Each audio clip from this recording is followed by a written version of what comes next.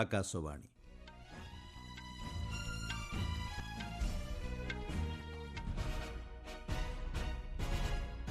संवाद पढ़ुछंती सत्यव्रत बेहुरा।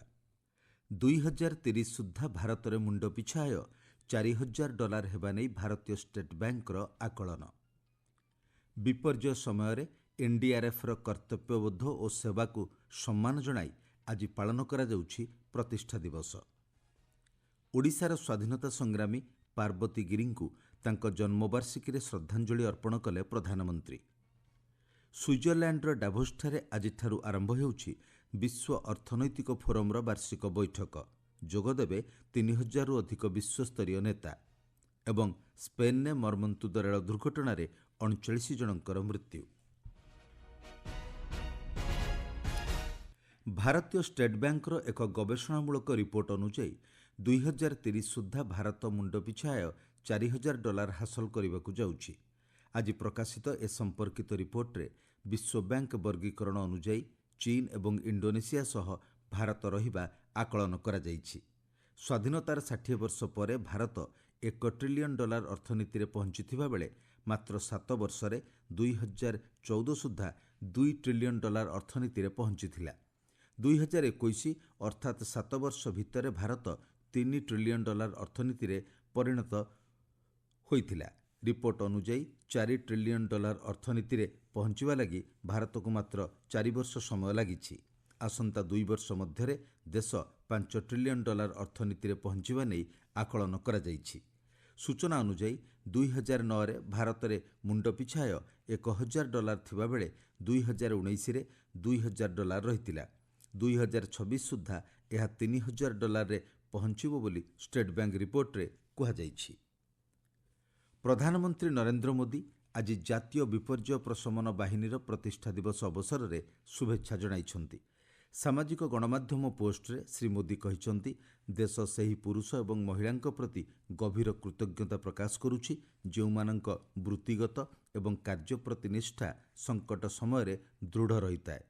प्रधानमंत्री आहुरी कहिछंती जेतेबेले कोनोसी विपर्य आसे एनडीआरएफ कर्मचारी माने जीवन सुरक्षा रिलीफ प्रदान एवं सबुठारु आह्वानमूलक परिस्थिति रे कार्य करिथांती।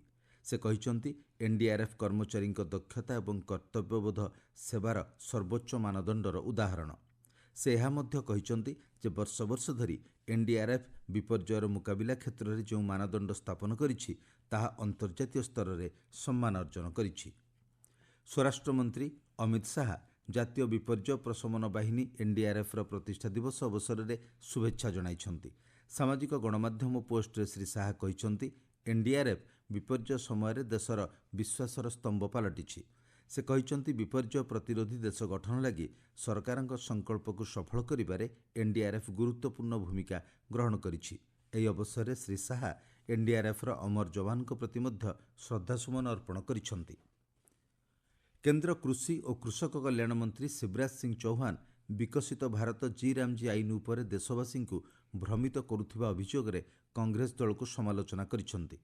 नुआदिल्ली रे आज एक सांबादिक सम्मेलन में श्री चौहान कहिछंती मनरेगा अधीन रे कांग्रेस द्वारा प्रदत्त अधिकार केवल कागजपत्र रे रहिछि। से कहिछंती जे कांग्रेस एहार चिंताधारा विचारधारा एवं आदर्श को परित्याग करिछि और देशर विकास किंबा गरीब लोकंक कल्याण सहित एहार कोनोसी संपर्क नाही। 1,11,000 करोड़ रुपए से ज्यादा की राशि खर्च की गई। मनरेगा को बेहतर उपयोग करने के प्रयास हुए, लेकिन इसमें जो कमियां थी और बेहतर उपयोग करने का प्रयास हुए इसके प्रमाण ही है कि हमने लगभग 9 लाख करोड़ रुपया खर्च किए। कांग्रेस और यूपीए की सरकार ने 2 लाख करोड़ के आसपास खर्च किए, लेकिन बावजूद इसके जब लगा कि अपने उद्देश्यों को पूरा नहीं कर पा रही, तब विकसित भारत के लिए विकसित गांव बने, इसलिए ये विकसित भारत जी राम जी योजना आई। श्री चौहान कहिछंती एही आईन प्रत्येक ग्रामीण परिवार को पूर्वर 100 दिनर नियुक्ति बदल में अति कम 125 दिनर मजूरी नियुक्तिर ग्यारंटी देउछि। मंत्री कहिछंती जे मनरेगा अधीन में 10 कोटी संपत्ति सृष्टि करा जायतिला, जेउथुरु प्रधानमंत्री नरेंद्र मोदी नेतृत्व में 8.5 कोटी संपत्ति सृष्टि करा जायछि।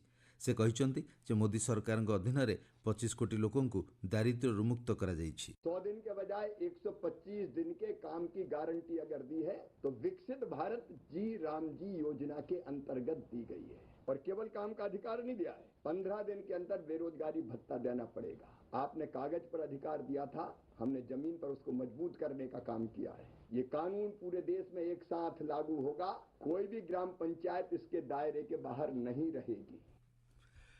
ସେ କହିଛନ୍ତି ବିକଶିତ ଭାରତ ଜି ରାମଜୀ ଆଇନରେ ଅନୁସୂଚିତ ଜାତି ଓ ଜନଜାତି, ମହିଳା, ଦିବ୍ୟାଙ୍ଗ ଏବଂ ଗରିବଙ୍କୁ ପ୍ରାଥମିକତା ଦିଆଯାଇଛି। ଶ୍ରୀ ଚୌହାନ ଏହା ମଧ୍ୟ କହିଛନ୍ତି ଯେ ନିର୍ଦ୍ଧାରିତ ସମୟ ମଧ୍ୟରେ କାମ ଯୋଗାଇ ଦିଆନଗଲେ ନୂତନ ଆଇନରେ ବେକାରୀ ଭତ୍ତା ପ୍ରଦାନର ବ୍ୟବସ୍ଥା ରହିଛି। ଆପଣମାନେ ସମ୍ବାଦ ଶୁଣୁଛନ୍ତି ଆକାଶବାଣୀରୁ। ସୁଇଜରଲ୍ୟାଣ୍ଡର ଡାଭୋସ୍ଠାରେ ବିଶ୍ୱ ଅର୍ଥନୈତିକ ଫୋରମର 56ତମ ବାର୍ଷିକ ବୈଠକ ଆଜିଠାରୁ ଆରମ୍ଭ ହେଉଛି। ଏଥିରେ 3000ରୁ ଅଧିକ ବିଶ୍ୱସ୍ତରୀୟ ନେତା ଅଂଶଗ୍ରହଣ କରିବେ। 5 ଦିନିଆ ଏହି ବୈଠକରେ ଭାରତ ସରକାରଙ୍କ ପ୍ରତିନିଧି ମଣ୍ଡଳୀ ସହିତ 100ରୁ ଅଧିକ ଉଦ୍ୟୋଗୀ ସଂସ୍ଥାର କାର୍ଯ୍ୟନିର୍ବାହୀ ଅଧିକାରୀ ଯୋଗଦେବେ। କେନ୍ଦ୍ର ମନ୍ତ୍ରିମଣ୍ଡଳର ସଦସ୍ୟ ଅଶ୍ୱିନୀ ବୈଷ୍ଣବ, ପ୍ରହ୍ଲାଦ ଯୋଶୀ, କେ ରାମମୋହନ ନାଇଡୁ ପ୍ରମୁଖ ଏହି ବୈଠକରେ ଅଂଶଗ୍ରହଣ କରିବେ। ମହାରାଷ୍ଟ୍ର, ଆନ୍ଧ୍ରପ୍ରଦେଶ, ମଧ୍ୟପ୍ରଦେଶ, ଆସାମ ଓ ଝାଡ଼ଖଣ୍ଡ ଆଦି ରାଜ୍ୟର ମୁଖ୍ୟମନ୍ତ୍ରୀମାନେ ମଧ୍ୟ ବୈଠକରେ ଯୋଗଦେବେ। ଏହି ସମ୍ମିଳନୀରେ କର୍ଣ୍ଣାଟକ, ଉତ୍ତରପ୍ରଦେଶ, କେରଳ ଏବଂ ତେଲଙ୍ଗାନା ଆଦି ରାଜ୍ୟର ପ୍ରଦର୍ଶନୀ ମଣ୍ଡପମାନ ଖୋଲାଯାଇଛି। ପ୍ରଧାନମନ୍ତ୍ରୀ ନରେନ୍ଦ୍ର ମୋଦି ଆଜି ଓଡ଼ିଶାର ସ୍ୱାଧୀନତା ସଂଗ୍ରାମୀ ପାର୍ବତୀ ଗିରିଙ୍କୁ ତାଙ୍କ ଜନ୍ମ ଶତବାର୍ଷିକୀରେ ଶ୍ରଦ୍ଧାଞ୍ଜଳି ଅର୍ପଣ କରିଛନ୍ତି।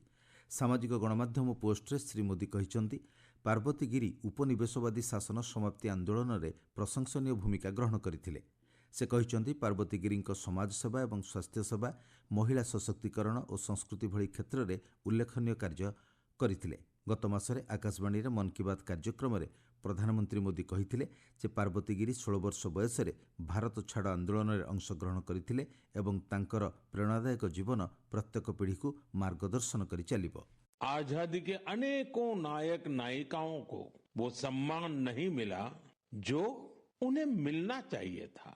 ऐसी ही एक स्वतंत्रता सेनानी है ओडिशा की पार्वती गिरी जी।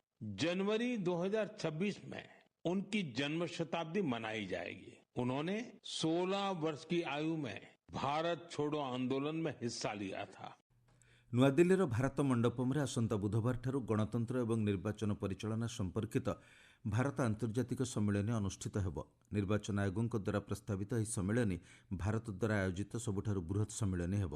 ବିଶ୍ୱର 70ଟି ଦେଶର 100 ପ୍ରତିନିଧି ଏହି ସମ୍ମିଳନୀରେ ଯୋଗଦେବାର କାର୍ଯ୍ୟକ୍ରମ ରହିଛି।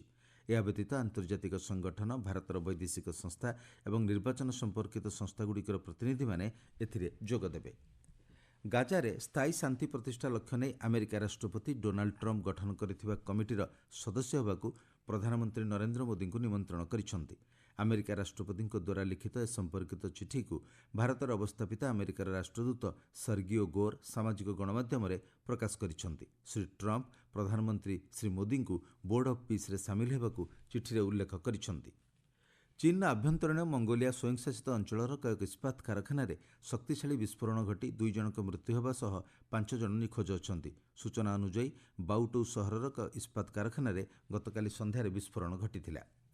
ସ୍ପେନ୍ର ଦକ୍ଷିଣାଞ୍ଚଳରେ ଗତ ସନ୍ଧ୍ୟାରେ 2ଟି ଦ୍ରୁତଗାମୀ ଟ୍ରେନ୍ ମଧ୍ୟରେ ଧକ୍କା ହେବାରୁ 39 ଜଣଙ୍କ ମୃତ୍ୟୁ ଘଟିଛି। ଦୁର୍ଘଟଣାରେ ଅନେକ ଲୋକ ଆହତ ହୋଇଛନ୍ତି।